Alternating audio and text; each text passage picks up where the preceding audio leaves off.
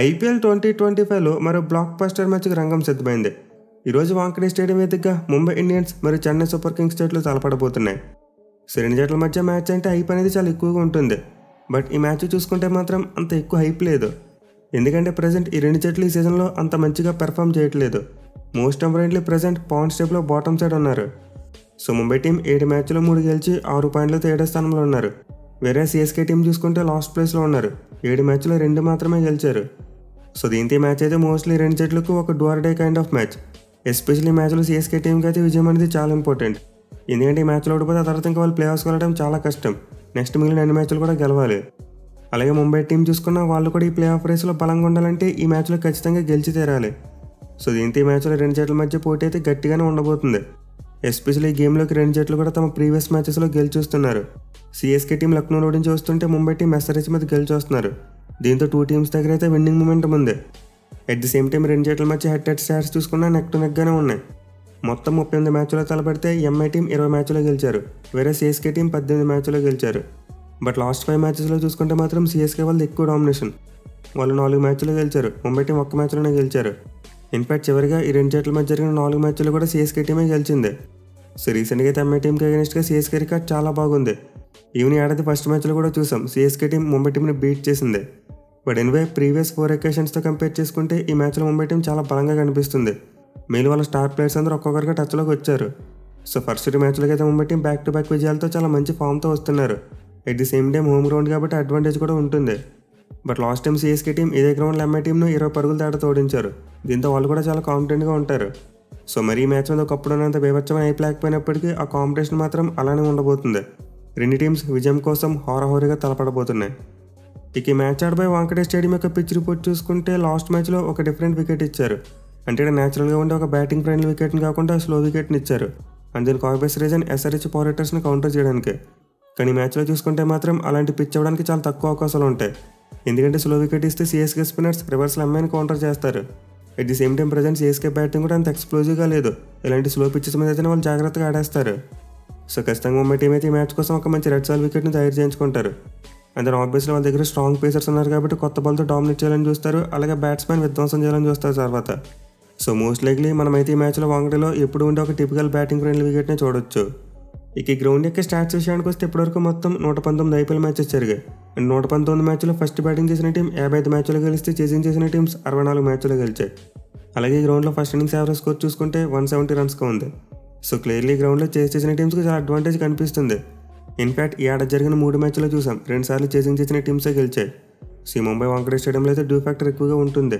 దీనివల్ల చేసింగ్ చేసిన టీమ్స్ ఎక్కువగా మ్యాచ్లు గెలుస్తూ ఉంటారు. అండ్ దీని దృష్టిలో పెట్టుకుని టాస్ గెలిచిన కెప్టెన్ మోస్ట్ లైక్లీ ముందుగా ఫీల్డింగ్గా తీసుకుంటారు. ఇక ఈ గ్రౌండ్లో అయితే ముంబై టీంకి చాలా మంచి రికార్డు ఉంది. ఇన్ఫాక్ట్ ఒక కంచుకోవడం అని చెప్పుకోవచ్చు. వాళ్ళు ఇవే మ్యాచెస్లో ఎక్కువగా ఓడిపోతూ ఉంటారు కానీ హోమ్ మ్యాచెస్లో మాత్రం చాలా బాగా ఆడుతూ ఉంటారు. బట్ ఎనివే సిఎస్కే టీం మాత్రం వాళ్ళకి ఈ గ్రౌండ్లో ఒక హెవీ కాంపిటీటర్ అని చెప్పుకోవచ్చు. ఎందుకంటే ఈ గ్రౌండ్లో రెండు జట్ల మధ్య రికార్డు చూసుకుంటే ముంబై టీం 7 మ్యాచ్లో గెలిస్తే సిఎస్కే టీం 5 మ్యాచ్లో గెలిచారు. అంటే ఆ మ్యాచ్ మరి అంత పెద్దగా లేదు. సిఎస్కే టీం వాంఖడే స్టేడియంలో ముంబై టీంను కొన్ని సందర్భాల్లో డామినేట్ చేసింది. సో దీంతో మరోసారి మనమైతే రెండు జట్ల మధ్య ఒక మంచి నెక్ టు నెక్ కాంపిటీషన్ చేసేందుకు ఎక్కువ అవకాశాలు ఉన్నాయి. ఇక టీం విషయానికి వస్తే ముంబై టీం మెల్లగా గాడిన పడుతుంది. వాళ్ళు సీజన్ స్టార్టింగ్లో స్ట్రగుల్ అయినప్పటికీ ప్రజెంట్ చూసుకుంటే మాత్రం మెల్లగా ఒక్కో ప్లేయర్ ఫామ్లోకి వస్తున్నాడు. ఎస్పెషల్లీ లాస్ట్ మ్యాచ్లో రోహిత్ శర్మ కూడా కొన్ని మంచి షాట్స్ ఆడాడు. అలాగే మిగతా బ్యాటింగ్ చూసుకున్న లాస్ట్ మ్యాచ్లో అందరూ కూడా మంచి క్యామ్ ఇన్నింగ్స్లు ఆడారు. సో ప్రస్తుతానికైతే ముంబై బ్యాటింగ్ మంచిగానే గాడిన పడినట్టు కనిపిస్తుంది. ఇంకా వాళ్ళు ఫుల్ పొటెన్షియల్ అన్లీష్ చేయకపోయినప్పటికీ స్టిల్ బలంగానే కనిపిస్తున్నారు. ఎస్పెషల్లీ మిడిల్ ఆర్డర్ బ్యాట్స్మెన్ చాలా మంచి ఫామ్లో ఉన్నారు. So definitely Mumbai team batting అయితే సిఎస్కేతో కంపేర్ చేసుకుంటే చాలా బలంగా కనిపిస్తుంది. అయితే బౌలింగ్ చూసుకుంటే మాత్రం ఇంకా తమ రేంజ్ పర్ఫార్మెన్స్ ఇవ్వట్లేదు.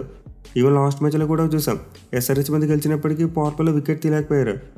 So clearly Mumbai team pacers అయితే పవర్ ప్లేలో ఫుట్బాల్ స్కోర్స్ని ప్రొడ్యూస్ చేయలేకపోతున్నారు. మెయిలీ ట్రెంట్ బోల్ట్ లాంటి బౌలర్ పవర్ ప్లే కంటే డెత్ ఓవర్స్లో మంచిగా బౌలింగ్ చేస్తున్నాడు. అలాగే దీపక్ చాహర్ చూసుకున్న తన రేంజ్ బౌలింగ్ చేయలేకపోతున్నాడు, రన్స్ ఇస్తున్నాడు. సో క్లియర్లీ ముంబై టీంకి అయితే పవర్ ప్లేలో వికెట్ టేకింగ్ ఎబిలిటీ ఇంకా ఫుల్గా కనిపించట్లేదు. కానీ మిడిల్ అండ్ డెత్ ఓవర్స్లో మాత్రం మెల్లగా ఫామ్ అందిస్తున్నారు. సీజన్ స్టార్టింగ్లో పూర్గా ఉన్నప్పటికీ ఇప్పుడు మాత్రం చాలా మెరుగైంది. ఎస్పెషల్లీ మిడిల్ ఓవర్స్లో హార్దిక్ పాండ్యాతో పాటు స్పిన్నర్స్ మంచిగా వేస్తున్నారు. అలాగే డెత్ ఓవర్స్లో చూసుకున్న బుమ్రాతో పాటు మిగతా పేసర్స్ కూడా మంచిగానే వేస్తున్నారు. సో లాస్ట్ మ్యాచెస్లో అయితే ముంబై టీం యొక్క బౌలర్స్ మిడిల్ అండ్ డెత్ ఓవర్స్లో చాలా మంచిగా వేశారు.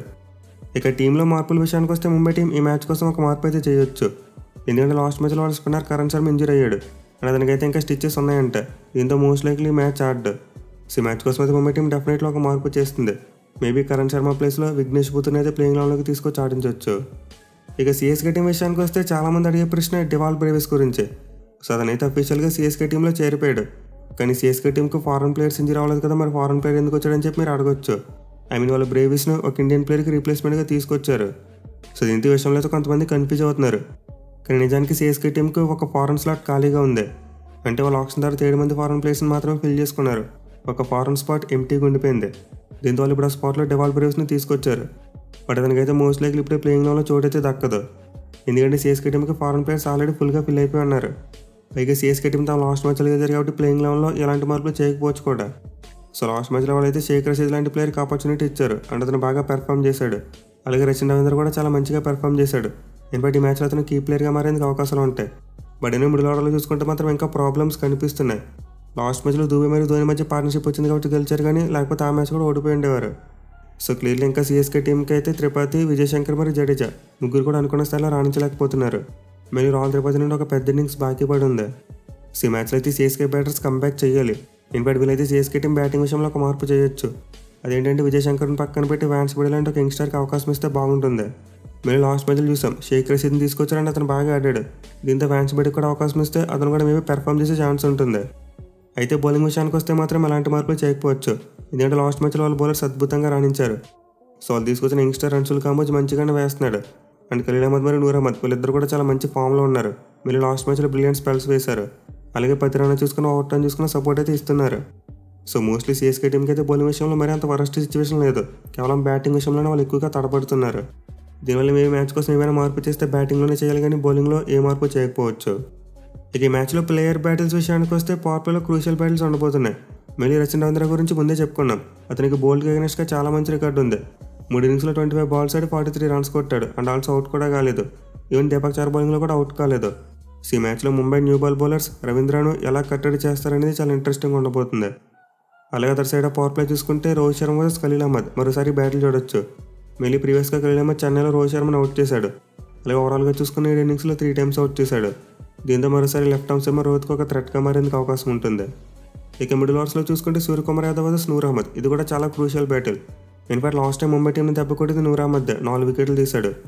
సో అతనికైతే స్కైకి అగెనిస్ట్గా మంచి రికార్డు ఉంది. అలాగే తిలక్ వర్మకి అగెనిస్ట్గా కూడా మంచి రికార్డు ఉంది. దీంతో ఈ మ్యాచ్లో ఇద్దరు నూర్ అహ్మద్ని ఎలా కౌంటర్ చేస్తారనేది చాలా ఇంట్రెస్టింగ్ ఉండబోతుంది. ఇక దీంతో పాటు హార్దిక్ పాండ్యా మరియు పత్రానా మధ్య కూడా ఒక మంచి బ్యాటిల్ చూడొచ్చు. మళ్ళీ పత్రానాకు పాండ్యాకి అగెనిస్ట్గా చాలా మంచి రికార్డు ఉంది. 5 ఇన్నింగ్స్లో 22 బాల్స్ వేసి 25 పరుగులు మాత్రమే ఇచ్చాడు. అండ్ ఆల్సో 2 టైమ్స్ అవుట్ చేశాడు. సో క్లియర్లీ పాండ్యా అయితే పత్రానాకి అగెనిస్ట్గా స్ట్రగుల్ అవుతున్నాడు. దీంతో ఖచ్చితంగా ఈ మ్యాచ్లో అతను మరోసారి డామినేట్ చేసేందుకు అవకాశాలు ఉంటాయి. ఇక చివరిగా the most important battle CSK captain Dhoni versus Jasprit Bumrah. So last time 2 జట్ల మధ్య మ్యాచ్ జరిగినప్పుడు చూసాం. ధోని లాస్ట్ ఓవర్లో బీభత్సంగా రన్స్ కొట్టాడు. ఐ థింక్ 26 రన్స్ ఎన్నో వచ్చి హార్దిక్ పాండ్యా వేసిన ఓవర్లో. అండ్ దానివల్ల సిఎస్కే టీం మ్యాచ్ గెలిచింది. దీంతో ఈ మ్యాచ్లో ముంబై బౌలర్స్ 10th ఓవర్స్లో ధోనిని కట్టడి చేయాలి. మళ్ళీ బుమ్రాకి అతని మీద చాలా మంచి రికార్డు ఉంది. 15 ఇన్నింగ్స్లో 61 బాల్స్ వేసి కేవలం 60 పరుగులు మాత్రమే ఇచ్చాడు. అండ్ ఆల్సో ధోనిని 3 టైమ్స్ అవుట్ చేశాడు. దీంతో ఈ మ్యాచ్ 10th ఓవర్స్లో మనమైతే వాళ్ళిద్దరి మధ్య ఒక మంచి బ్యాటిల్ అయితే చూడొచ్చు. Anyway end of the day చూసుకుంటే ఈ మ్యాచ్లోకి ముంబై టీమే బలంగా దిగుతున్నారు. బ్యాటింగ్లో కంపేర్ చేసుకున్న బౌలింగ్లో కంపేర్ చేసుకున్న సిఎస్కే కంటే బెటర్ సైడ్ ఉంది. దీంతో ముంబై టీంకి ఈ మ్యాచ్లో గెలిచేందుకు ఎక్కువ అవకాశాలు కనిపిస్తున్నాయి. అయితే ఫస్ట్ మ్యాచ్లో అలాగే సిఎస్కే స్పిన్నర్స్ బాగా రాణించి అలాగే బ్యాట్స్మెన్ కూడా ఒక చెయ్యి వేస్తే ఖచ్చితంగా వాళ్ళు కూడా గెలిచే అవకాశాలు ఎక్కువగా ఉంటాయి. చూడాలి మరి మ్యాచ్లో ముంబై టీం గెలిచి సిఎస్కే క్యారీ చేస్తున్న 4 మ్యాచ్ల స్ట్రీక్ని ఎండ్ చేస్తారా లేదనేది.